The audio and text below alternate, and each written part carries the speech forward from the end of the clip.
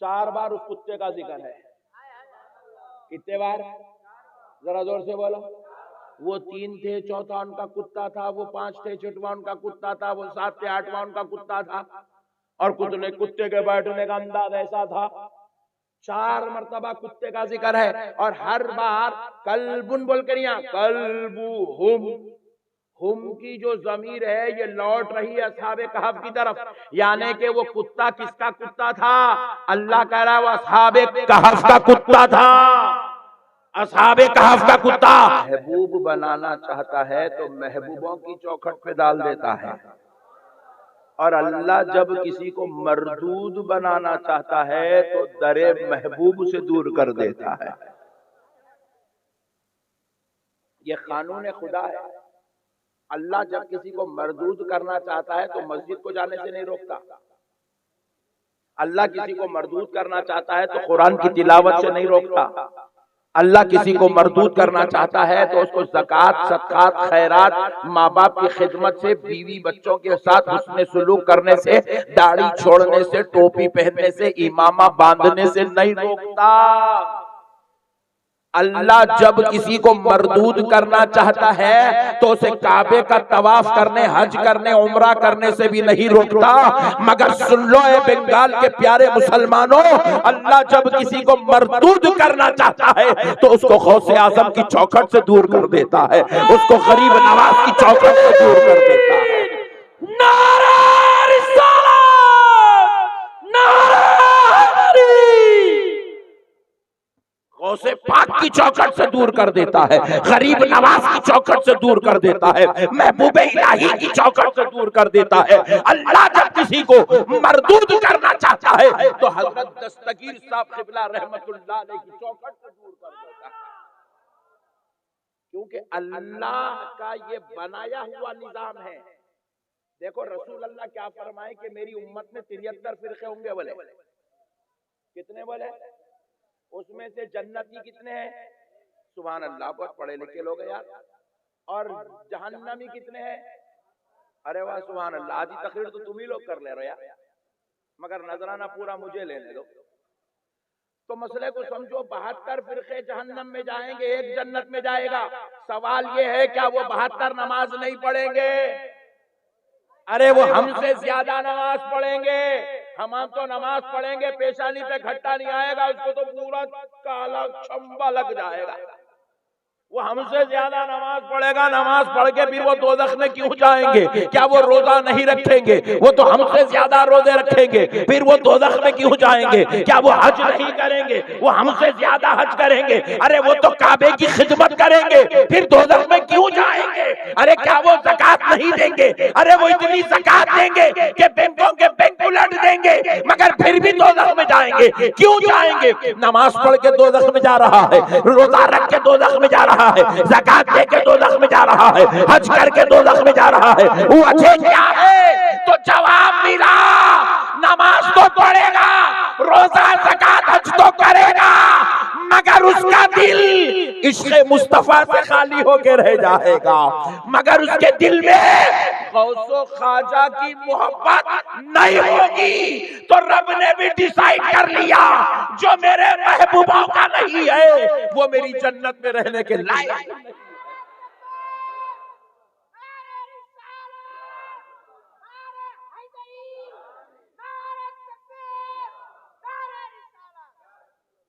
ہم غریب ضرور ہیں، غدار نہیں. ہمارے عمل میں کمی ہو سکتی ہے، خدا کی قسم ہمارے ایمان میں کمی نہیں ہو سکتی ہے.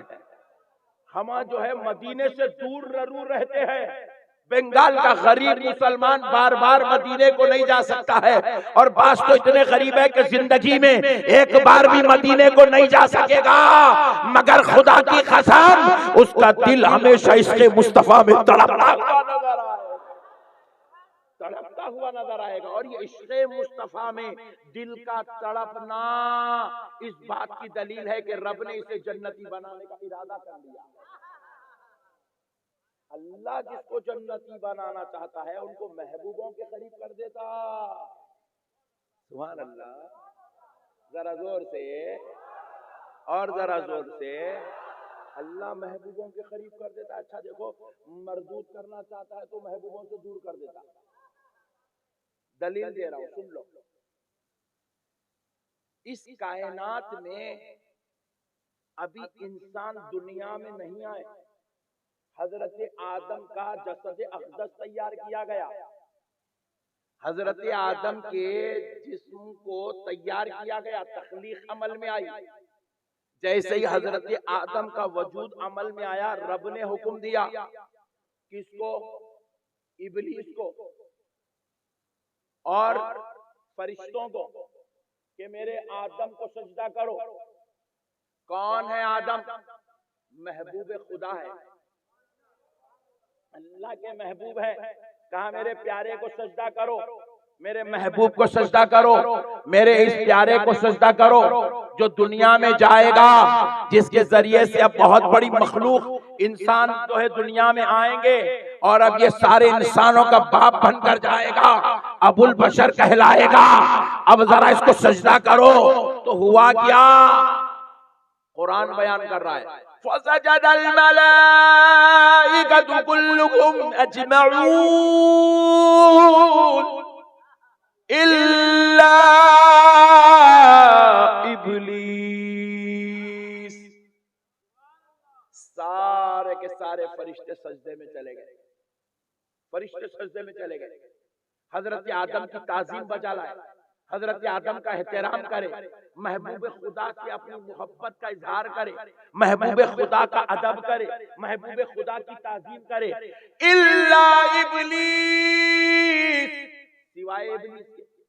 ابلیس نے سجدہ, بولیے, وہ سجدہ نہیں تھا, حقیقت میں وہ تعظیم تھی. ابلیس نے محبوب خدا کی تعظیم نہیں کی, احترام نہیں کیا, ادب نہیں کیا, محبوب خدا سے اپنے تعلق کو نہیں جوڑا. تو رب ذوالجلال کو جلال آیا. رب ذوالجلال نے دیکھا کہ میرے محبوب کی بے ادبی کر رہا ہے. حالانکہ ابلیس کیا کیا؟ حضرت آدم کے خلاف کوئی تقریر نہیں کیا, حضرت آدم کے خلاف کوئی مورچہ نہیں سنبھالا, حضرت آدم کے خلاف اس نے کوئی جو ہے جلوس نہیں نکالا, حضرت آدم کے خلاف اس نے کوئی جو ہے تحریک نہیں بنائی. مگر ہوا کیا؟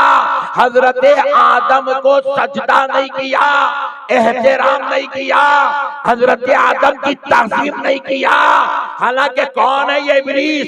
یہ وہی ہے جو خدا کو سجدے کر رہا ہے, جو خدا کی عبادت کر رہا ہے, رحمان رحیم غفار ستار کہہ کے رب کو یاد کر رہا ہے. یہ وہی ابلیس ہے جو رب کے لیے اس کی بارگاہ میں جنت کا مکین بنا ہوا ہے. یہ وہی ابلیس ہے جو سب سے بڑا علم والا ہے, اور رب نے اس کو اتنا علم دیا کہ یہ معلم الملائکہ, فرشتوں کا استاد بن گیا ہے, فرشتوں کا ٹیچر ہے, فرشتوں کا لیکچرر ہے, فرشتوں کا پروفیسر ہے, فرشتوں کا معلم ہے, فرشتوں کا عالم ہے. ذرا سوچو دوستو, جو فرشتوں کا عالم تھا, سجدے کرنے والا تھا, رب کا ذکر کرنے والا تھا, رب کی اطاعت میں تھا, رب کی فرما برداری میں تھا, رب سے اس کا کوئی معاملہ خراب نہیں ہوا, لیکن رب کے محبوب سے معاملہ خراب ہوا, آدم کی بے ادبی کیا. تو رب ذوالجلال نے کیا کیا؟ رب نے کیا کیا؟ اپنے ساجد کو, محبوب کے غدار کو, اپنا علم رکھنے والے کو اور محبوبوں کے بے ادب کو کیا کیا؟ فَخْرُجْ فَإِنَّكَ رَجِيمٌ وَإِنَّ عَلَيْكَ لَعْنَتِي إِلَى يَوْمِ الدِّينِ. اللہ نے کہا نکل جا ہمارے دربار سے, ہم نے تجھے مردود کر دیا, اور صبح قیامت تک تجھ پر ہماری لعنت. اللہ اکبر.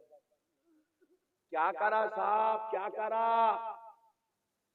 اللہ تبارک و تعالیٰ کی گستاخی نہیں کرا, اللہ کے محبوب کی بے ادبی کرا, اللہ کے سجدوں میں کمی نہیں کرا, اللہ کے محبوب کے تعلق سے جو ہے دل میں خلش رکھا. تو ہوا کیا؟ رب ذوالجلال نے اس کو مردود کر کے دربار سے نکال دیا۔ ذرا سوچو دوستو، جو اللہ کے محبوب کی بے ادبی جنت میں رہ کے کرا تو جنت میں رہ نہیں سکا،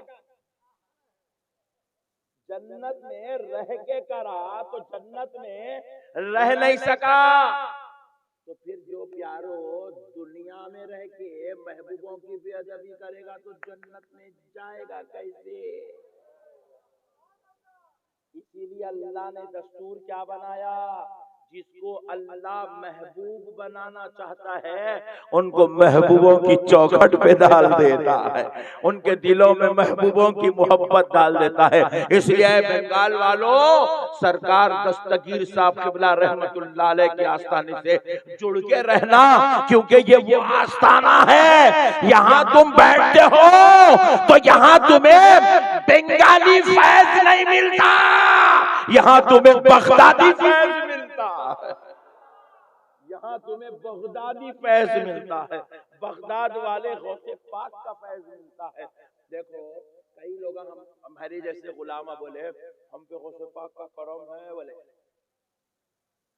اجی تمہارے جیسے میرے جیسے گنہگاروں پہ غوث پاک کا کرم ہے، وہ تو بیٹے شہزادے ان پہ کتنا کرم ہوگا، ان پہ نظر کا عالم کیا ہوگا۔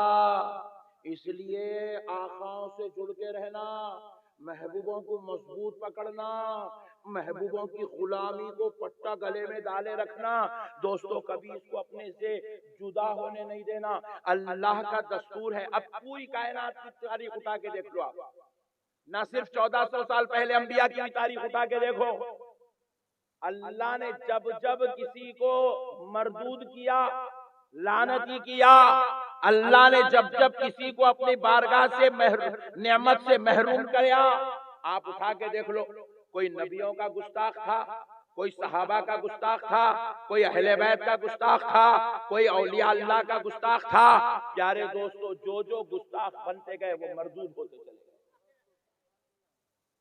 پوری 1400 سال کی تاریخ اٹھا گئے، کون ہے یزید؟ آپ کی اور ہماری نظر میں یزید ایک جہنمی کا نام ہے، نہیں ہے؟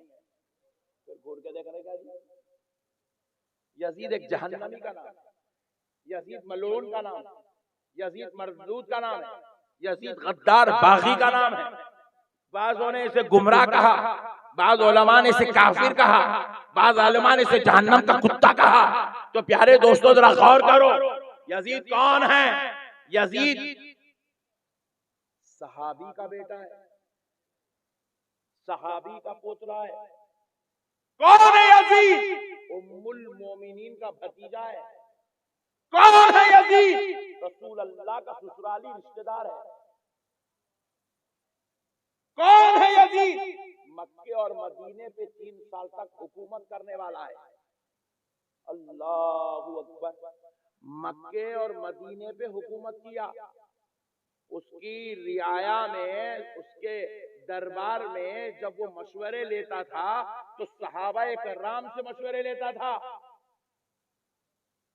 حضرت عبداللہ بن زبیر نے اسے کئی مرتبہ مشورہ دیا تھا۔ پیارے دوستو تابعین اس کے دوستوں میں سے تھے۔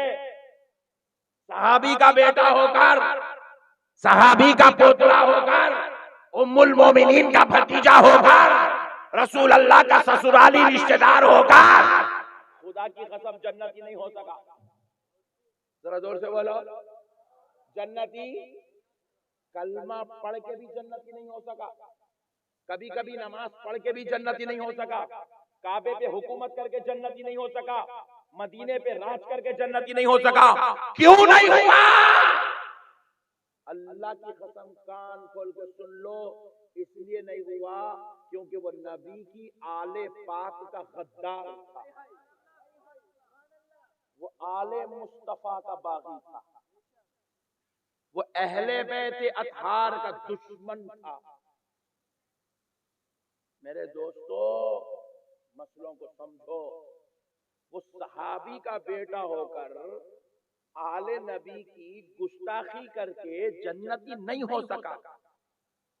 اگر آج کوئی ہمارے ہزاروں لاکھوں اولیاء اللہ کے بارے میں یہ کہہ رہا ہے وہ درگاہ کو جانا شرک ہے، درگاہ میں گئے تو شرک ہوتا، درگاہ میں بدعت ہوتا، یہ کہہ کر اولیاء اللہ کی اگر کوئی بے ادبیاں گستاخیاں کرتا ہے اور ان کے مراکز کو، ان کی بارگاہوں کو شرک و بدعت کا اڈا سمجھاتا ہے تو سن لو کان کھول کر، ایسے منحوس ظالموں کو بھی جنت میں جگہ نہیں دی جائے گی، ہرگز نہیں دی جائے گی میرے بھائی۔ آج ضرورت ہے اولیاء اللہ سے محبت کریں۔ اجی کیا ہے اولیاء اللہ کی شان؟ مختصر وقت میں بتلا دیتا ہوں کیا ہے اولیاء اللہ کی شان۔ اللہ اکبر، سنو، قرآن پاک ہے، ہم لوگ ایک آیت بہت زیادہ کثرت سے تلاوت کرتے ہیں اپنی مجلسوں میں، خصوصاً درگاہوں میں، الا ان اولیاء اللہ لا خوف علیہم ولا هم يحزنون۔ یہ آیت مبارکہ کثرت سے اہل سنت میں پڑھی جاتی ہے، تو ہمارے بعض سننے والوں کو یہ غلط فہمی ہوئی کہ شاید یہی ایک ہی آیت ولیوں کی عظمت پہ اتری۔ اللہ کی قسم ایسا نہیں ہے مسلمانوں، اولیاء اللہ کی عظمت پہ ایک آیت نہیں، سینکڑوں آیات قرآن کے اندر ہے، سینکڑوں آیات۔ ارے حد تو یہ ہے اللہ نے اپنے ولی کے نام سے قرآن میں سورہ نازل فرمایا ہے، ولی کے نام سے سورہ، قرآن پاک اٹھا کر دیکھیے 21واں پارہ کھولیے، قرآن میں ایک سورت ہے جس کا نام ہے سورہ لقمان۔ کون ہے یہ لقمان؟ فرمایا جاتا ہے جمہور علماء کا اس بات پر اتفاق ہے کہ حضرت لقمان اللہ کے ولی ہیں۔ ولی کے نام کا سورہ قرآن میں، نہ صرف ولی کے نام کا بلکہ ولیاء کے نام کا سورہ قرآن میں 16واں پارہ اٹھا کر دیکھو، سورہ مریم۔ کون ہے حضرت مریم؟ پیغمبر کی ماں ہے مگر خود پیغمبر نہیں ہے، کیونکہ کسی عورت کو پیغمبر نہیں بنایا گیا۔ کون ہے حضرت مریم؟ اللہ کی ولیاء ہے، نہ صرف ولی کے نام کا سورہ، ولیاء کے نام کا سورہ، بلکہ قرآن پاک اٹھا کے دیکھو ولیوں کی آل کے نام کا سورہ قرآن میں ہے۔ آل محمد تو آپ نے نماز میں پڑھا، آل ابراہیم پر درود آپ نے نماز میں پڑھا، آل محمد آل ابراہیم کا تذکرہ بار بار سنا، مگر آؤ قرآن اٹھا کے دیکھو آل ولی اللہ کے نام سے رب نے قرآن میں سورہ اتارا۔ قرآن کی بڑی سورتوں میں سے ایک سورت ہے جس کا نام ہے سورہ آل عمران۔ کون ہے حضرت عمران؟ اللہ کے ولی، ولی کی آل کے نام سے سورہ رب ذوالجلال نے قرآن پاک میں نازل کیا۔ نہ صرف اتنا بلکہ آؤ 15واں پارہ دیکھو، اللہ نے ایک اور سورت نازل فرمائی ہے، اس سورے کا نام ہے سورہ کہف۔ کیا ہے ذرا بولو؟ ارے یار اتنا ٹھنڈا یار، ذرا زور سے، سورہ کہف، سورہ 15واں پارے میں پڑھنا ہر جمعے کو عصر کی نماز سے پہلے، فجر سے لے کے عصر تک کبھی بھی یہ سورہ پڑھے تو ہلاک کرنے والی بیماری نہیں آتی۔ ہم آپ کو قرآن کے اوپر اب بھروسہ نہیں، کئی لوگوں کو دیکھا میں اسے بڑے بڑے نعرے لے کے جا کے گھر کے اندر بن رہے ہیں، دکانوں میں لگا رہے ہیں، اور بعض لوگوں تو کیا کر رہے ہیں، وہ لیمبو، پھلاوا، مرچی اور کیا کیا کہ بلا بتر گاڑی کے نیچے مڈ گارڈ کو لگا رہا۔ میں پوچھا کئی کو لگا، بولے ایکسیڈنٹ نہیں ہوتا کہتے اے لو، ابے حولے وہ مرچی کھائے تو منہ کا ایکسیڈنٹ ہوتا، تیری کار کا کیسا بچتا رہے؟ دیوانے، عجیب و غریب دیوانے فلسفے آ گئے ہمارے پاس، غیروں کے طریقے لے لیے، مرچیاں لے کے ٹوپ لیتے بیٹھے ہوئے گاڑی کے نیچے۔ ایک جنا کیا کرا، یا بمپر کو لال تاگا بنا، ادھر کالا بنا، پیچھے تھوڑا لال، پیچھے کالا، مطلب یہ کہیں کو بنا رہے، اس کو تاگے حفاظت کا تاگا ہے۔ ابے حولے تو اتنا بڑا آدمی ہو کہ حفاظت نہیں کر سک رہا، وہ تاگا کہاں سے حفاظت کرتا رہے دیوانے؟ میرے پیارے دوستو، عجیب و غریب مسائل ہمارے درمیان میں آ گئے ہیں۔ یاد رکھو پیارے دوستو، پیارے مصطفیٰ جان رحمت نے ہمیں حفاظت کا طریقہ بتلایا ہے کہ حادثات سے بچنے کا طریقہ کیا ہے، بیماریوں سے بچنے کا طریقہ کیا ہے، وباؤں سے بچنے کا طریقہ کیا ہے، بلاؤں سے بچنے کا طریقہ کیا ہے۔ اب میں 1 گھنٹے میں یہ ساری چیزیں تو نہیں بتا سکتا، مگر اس سے اگر سیکھنا ہو، آؤ اپنے پیروں کی صحبت میں بیٹھو، تمہیں یہ سارے طریقے نصیب ہو جائیں گے۔ آؤ پیروں کی صحبت میں بیٹھو، آؤ نیک لوگوں کی صحبت میں بیٹھو، یہ سارے طریقے تمہیں سیکھنے کو مل جائیں گے۔ تو الغرض پیارے دوستو، ہوا کیا؟ سورہ کہف اللہ نے نازل کیا۔ کہف کا معنی کیا ہے؟ غار، پتھروں کے بیچ میں جو بنی ہوتی ہے غار، زمین کے اندر جو بنی ہوتی ہے وہ غار کا ذکر ہے۔ اس کے نام سے اللہ نے قرآن میں سورت اتاری۔ ہم پریشان ہو، بولے اے اللہ مولا، سورہ محمد بولے تو بات سمجھ میں آئی، تیرا محبوب ہے اس کے نام سے سورہ اتار رہا ہے۔ سورہ ابراہیم بولے تو بات سمجھ میں آئی، تیرا خلیل ہے اس کے نام سے سورہ اتار رہا ہے۔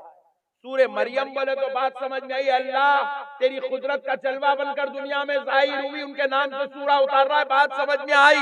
لیکن اے اللہ، یہ کہف غار کے نام سے سورہ؟ تو بارگاہ الہی سے جواب آیا، بندے خالی سورے کے نام پہ کیوں پریشان ہے، تلاوت کر کے تو دیکھ لے، مسئلہ حل ہو جائے گا۔ جب بندوں نے تلاوت کرنا شروع کیا تو کیا پتا چلا، وہ سورہ کہف کوئی اور نہیں، اس لیے اس کا نام کہف رکھا گیا کیونکہ اصحاب کہف یہ کچھ اولیاء تھے جو بادشاہ کے ظلم سے بچنے کے لیے اس غار میں آ کر اللہ کی پناہ لیے ہوئے تھے۔ تو اللہ کے حکم سے اللہ نے ان کو 309 سال تک اس غار میں سلا دیا، وہ سو گئے۔ تو وہ غار اللہ کو اتنی پسند آئی کیونکہ اس میں اس کے ولی، اس کے محبوب آرام کر رہے ہیں، اتنی پسند آئی کہ اللہ نے اس غار کے نام سے سورت نازل فرما دی ہے۔ کہا میرے بندو، مجھے ولی تو ولی، محبوب تو محبوب، محبوبوں کے آرام کرنے کی جگہ بھی مجھے پسند ہے۔ سبحان اللہ۔ اب ایک مسئلہ سن لو قرآن کے حوالے سے، کیا ہے کہف؟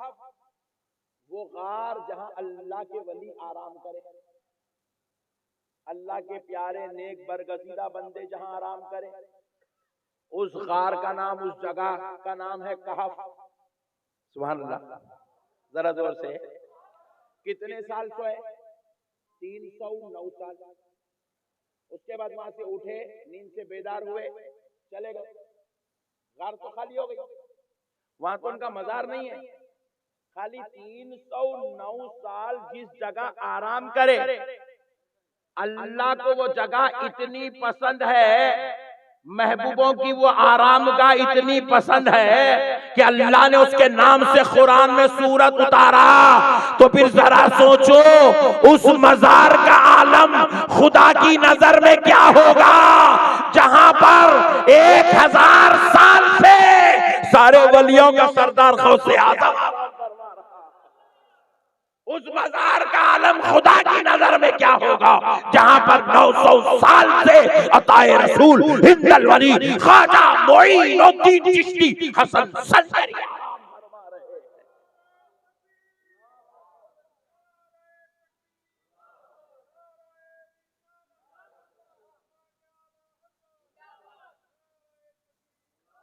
مسئلوں کو سمجھو نوجوانوں، آج دین سمجھنے کی ضرورت ہے۔ کتنے گلی گلی کوچے کوچے میں پھیل رہے ہیں، انتشار پھیل رہا ہے، اختلاف پھیل رہا ہے، ضلالت عام ہو رہی ہے، شرارت عام ہو رہی ہے، جھگڑا لڑنا فتنہ ہمارے اپنوں نے اپنی زندگی کا مقصد بنا لیا۔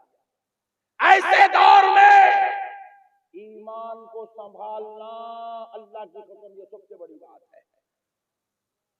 پہلے تو بھی دوسرے بازو والوں کے جلسوں میں جا کے بیٹھے تو گستاخی سننے کو ملتا تھا، ڈر ہوتا تھا، اللہ اکبر کتنا خطرناک بیان کر دیا انہیں۔ اب گستاخی جا کے جلسوں میں مسجدوں میں بیٹھ کے سننے کی ضرورت نہیں ہے، فونوں پہ گھس کے اندر جیب کے اندر نکل جاتا ہے۔ فیس بک کھولے تو بازو والے مولانا کا بیان، یوٹیوب کھولے تو بازو والے مولانا کا بیان، وہ کھولے تو انسٹاگرام کھولے تو بازو والا مولانا، کوئی نعوذ باللہ غوث پاک کی گستاخی کر رہا ہے، کوئی غریب نواز کی گستاخی کر رہا ہے، کوئی رسول اللہ کے علم غیب کا انکار کر رہا ہے، کوئی حضور کے حاضر و ناظر ہونے پر بحث کر رہا ہے، کوئی نعوذ باللہ لامکان تشریف لے جانے پر اختلافات کر رہا ہے۔ ایسے فتنوں کے دور میں، ایسے اختلاف کے دور میں خدا کی قسم مسلمانوں، ایمان اسی کا سلامت رہتا ہے جس کو دامن پیر نصیب ہو جاتا ہے۔ پیر کا دامن تھام لو، پیر کا بولے تو پیر کا تھامو، منگل کا نکو، سبحان اللہ۔ پیر بولے تو پیر کچھ پکڑنا، منگل کو نہیں، اپنے پاس منگل بہت ہے، منگل اپنے پاس بہت ہے۔ مارکیٹ میں اتنے خطرناک ایک گائے پھول نکالا ہاتھ، اما فیس بک پہ وائرل ہو رہی، ولی مل گیا، ولی مل گیا، پھول نکالا۔ میں بولا انہیں ولی نہیں ہوتا رے، اچھا اچھا اچھا اچھا اب بڑھا رہے ٹینشن نہ کرو یار۔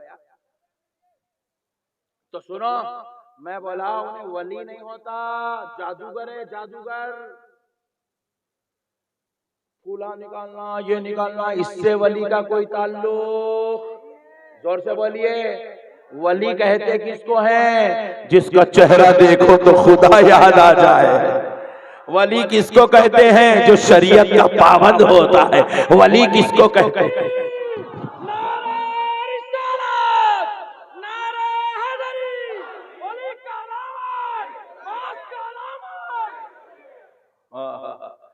ولی کس کو کہتے ہیں؟ جو نمازوں میں نظر آتا ہے۔ ولی کس کو کہتے ہیں؟ جو مسجدوں میں نظر آتا ہے۔ ولی کس کو کہتے ہیں؟ جو غلاموں کو بلا بلا کر ان کے قلب کو پاک کرتا ہوا نظر آتا ہے، انہیں خدا سے جوڑتا ہوا نظر آتا ہے، گناہوں سے توبہ کراتا ہوا نظر آتا ہے، دنیا سے فتنے مٹاتے ہوئے نظر آتا ہے، محبت و پیار اخلاص کی بات کرتا ہوا نظر آتا ہے۔ ولی کون ہوتا ہے؟ سنو دوستو، جس کے دل میں غوث اعظم کی محبت ہوتی ہے، جس کا تعلق غوث پاک سے بڑا مضبوط ہوتا ہے۔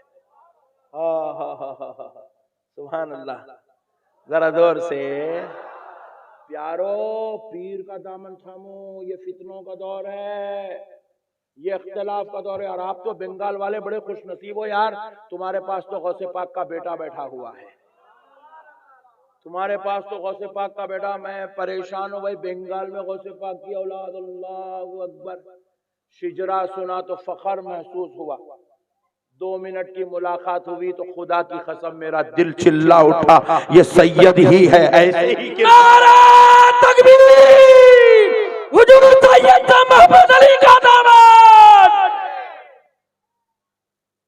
سیدوں کی کوالٹی بالکل الگ رہتی، سیدوں کی کوالٹی بالکل الگ رہتی۔ یہ اس کا ساؤنڈ بڑھا دیں بیٹا، ہاں اچھا اچھا، سیدوں کی کوالٹی بالکل الگ رہتی۔ پورے باغ میں گئے تو گلاب کا پھول کیسا پہچانے جاتا؟ پورے ہندوستانیوں کے بیچ میں میرے نبی کی آل بھی ویسے ہی پہچانے جاتی ہے، غوث پاک کا بیٹا بھی ویسے ہی پہچانا جاتا ہے، سیدہ فاطمہ الزہرا کی آل بھی ویسے ہی پہچانے جاتی ہے، علی المرتضیٰ کی اولاد بھی ویسے ہی پہچانے جاتی ہے۔ خوش نصیب ہو مسلمانوں، تمہارے پاس سید زادہ بھی ہے، غوث پاک کا بیٹا بھی ہے۔ قدر کرو، قدر کرو، مرنے کے بعد آ کے خبر پہ پھول ڈالنا کمال نہیں ہے، رہے تک فیض لینا کمال کی بات ہے۔ ہمارے سنیوں میں کیا ہوتا، مرے بعد جلوس میں، جنازے میں لاکھوں کی تعداد میں آتے، رہے تک 10 آدمی بھی نہیں آتے۔ یہ ہماری سنیت کا حال ہے۔ اب سنو، ایک بڑا مسئلہ عرض کر رہا ہوں۔ اصحاب کہف کتنے سال رہے قبر میں؟ 309 سال، اٹھے اور چلے گئے۔ مگر ہوا کیا تھا، جب وہ تشریف لائے تھے اس غار کی طرف، وہ تشریف لائے تھے اس غار کی طرف، تو کیا ہوا، ان کے ساتھ ان کا ایک کتا بھی آیا تھا. ذرا زور سے، کون آیا تھا؟ کتا. ذرا زور سے بولو نا جی، کتا. ذرا زور سے بولو، کتا آیا تھا، کتا. اور آیا تو کیا کرا، اللہ کے محبوب غار میں بیٹھے، انہیں غار کے باہر بیٹھا، اور اس کے غار کے پاس بیٹھنا اللہ کو اتنا پسند آیا، وہ کیسے انداز میں بیٹھا، اس کے بیٹھنے کا ذکر اللہ قرآن میں بیان کر. قلبهم باسط ذراعی بالوسیط.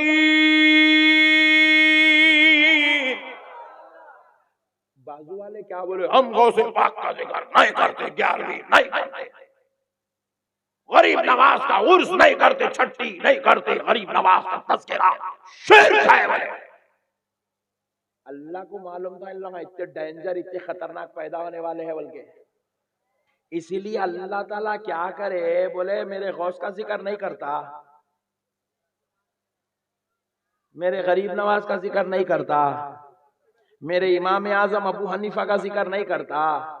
بولے اچھا ادھر میرے ابو بکر شبلی جنید بغدادی کا ذکر نہیں کرتا، میرے بندہ نواز محبوب الہی کا ذکر نہیں کرتا. بولے ادھر آ، بلکہ اللہ بازو والے کو بلائے کہاں؟ کعبے میں، کعبے کے سامنے کھڑا کر دیے. بولے پڑھاؤ نماز، پڑھا رہے ہیں. اس کو شوق اٹھا سورہ کہف پڑھنے کا، پڑھتے پڑھتے اب پڑھ رہا ہے، کعبہ سامنے ہے، نماز پڑھ رہا ہے. قلبهم باسط ذراعيه بالوسيط.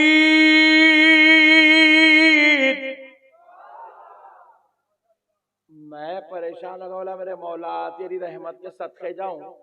ہندوستان میں کر رہے بولے تو 11ویں نہیں کرتا ہوں، بولا غوث پاک کا غریب نواز کا ذکر نہیں کرتا ہوں، بولا کعبے کے سامنے ٹھہر کے ولی کے کتے کا ذکر کر رہا. اللہ کہا میرے محبوبوں کا ذکر نہیں کرتا، میرے دربار میں کھڑا کر کے حالت نماز میں کعبے کے سامنے ولیوں کے کتے کا ذکر تجھ سے کروا لوں. اللہ اللہ. 4 بار اس کتے کا ذکر ہے. کتنے بار؟ ذرا زور سے بولو. وہ 3 تھے، چوتھا ان کا کتا تھا، وہ 5 تھے، چھٹواں ان کا کتا تھا، وہ 7 تھے، 8واں ان کا کتا تھا، اور کتے کے بیٹھنے کا انداز ایسا تھا.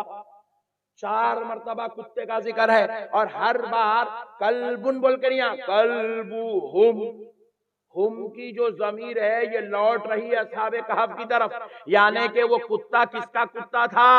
اللہ کہہ رہا ہے وہ اصحاب کہف کا کتا تھا. اصحاب کہف کا کتا، اصحاب کہف کا کتا، ولیوں کا کتا، میرے محبوبوں کے در پہ بیٹھنے والا کتا. اب سنو مسلمانوں، وہ کتے کی نسبت اللہ نے ولیوں کی طرف دے کر بتلا دیا. اے دنیا والوں، کتا تو نجس ہے، ناپاک ہے. کتا جس پانی میں منہ ڈال دے وہ پانی سے نہ وضو کر سکتے ہیں، نہ پانی نہا سکتے ہیں، نہ غسل کر سکتے ہیں، نہ اس سے پکا سکتے ہیں، نہ اس سے ہاتھ منہ دھو سکتے ہیں. سنو وہ ناپانی ناپاک ہو گیا، کیونکہ کتا ناپاک جانور ہے، اور ساری کائنات کے ناپاک جانور دوزخ کی مٹی بنا دیے جائیں گے، مگر اصحاب کہف کے در پہ بیٹھنے والا کتا دوزخ میں نہیں جائے گا. اللہ اس کو انسانی شکل و صورت دے کے جنت میں داخل عطا فرمائے. نعرہ تکبیر، نعرہ رسالت، نعرہ حیدری، سرکار سید شاہ غلام احمد دستگیر کیا داماد. اللہ اللہ. اصحاب کہف کا کتا، ہائے ہائے، اصحاب کہف کا کتا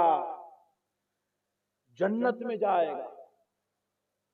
تو سنو بنگال والوں، ولیوں کے در پہ ان کی محبت میں بیٹھنے والے کتے کو اللہ دوزخ میں جانے نہیں دے رہا. جو کبھی غریب نواز کے در پہ ایمان کی حالت میں بیٹھتا ہے، جو کبھی بندہ نواز کے در پہ بیٹھتا ہے، جو کبھی محبوب الہی کے در پہ بیٹھتا ہے، جو کبھی سرکار دستگیر صاحب قبلہ کے دربار میں بیٹھتا ہے، اور جو کبھی بھی سارے سردار ولیوں کے سردار غوث اعظم کے دربار میں بیٹھتا ہے، تو سنو مسلمانوں، ایسے محبوبوں کے دربار میں جو انسان ہو کر ایمان کی حالت میں بیٹھے، اللہ اس کو دوزخ میں کیسے ڈال دے گا؟ اسی لیے اللہ جب جس کو جنتی بنانا چاہتا ہے، اپنا محبوب بنانا چاہتا ہے، ان کو محبوبوں کی چوکھٹ پہ ڈال دیتا ہے۔ محبت کرو اللہ والوں سے، پیار کرو اللہ والوں سے، تعلق مضبوط رکھو اللہ والوں سے۔ جتنا اللہ والوں کے قریب ہوتے جاؤ گے اتنے منازل طے ہوتے جائیں گے۔ دیکھو جتنے بڑے بڑے ولی بنے ہیں، سب نے بڑے بڑوں کے در پہ جو ہے اپنے سروں کو ٹکایا ہے، ان کے دہلیزوں کو چوما ہے، ان کی قدم بوسیاں کی ہے، ان کی نالین اٹھائے ہیں، ان کے لوٹے پکڑے ہیں، ان کے مسلح بچھائے ہیں، ان کے طہارت اور وضو کا انتظام کیا ہے۔ تبھی تو اللہ نے ان کی دعاؤں سے کسی کو محبوب الہی بنا دیا ہے، کسی کو بندہ نواز بنا دیا ہے، کسی کو غریب نواز بنا دیا ہے۔ اللہ نے جس کو جو مرتبہ دینا تھا محبوبوں کی دعاؤں سے وہ مرتبہ دیتا چلا گیا۔ اللہ کا واسطہ